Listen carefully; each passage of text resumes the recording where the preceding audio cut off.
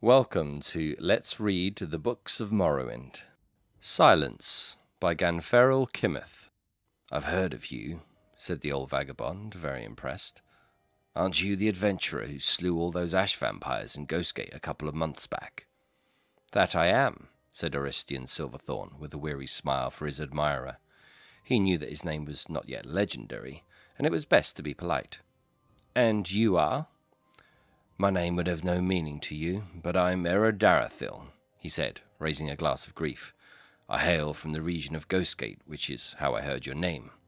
Are you on an adventure as we speak? Yes, said Silverthorn, with a grim expression. I am challenged to rid the Grayslands of a rogue battle mage by the name of Egramaro. I've heard of him as well, said Darathil. He is said to be very powerful, an implacable foe. That is why I'm drinking now, sighed Silverthorn.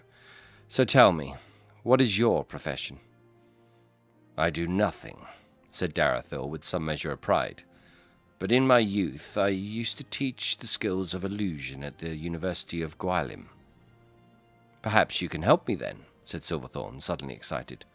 Can you teach the spell Silence? I can certainly pay you. I know that spell, said Darathil. You might find invisibility very helpful as well, or perhaps darkness, which would allow you to sneak up on old Egramaro.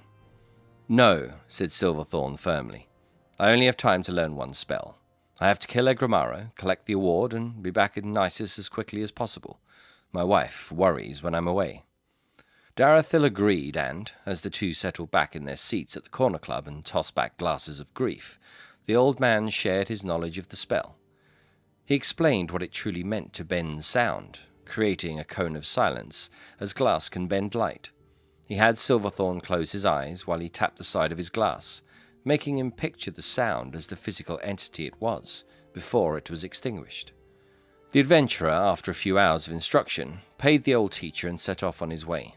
Inderanyon, Egramaro's stronghold, was not far from Sadrith Morra, and he soon saw the blight and ruin that was the battle mage's calling card.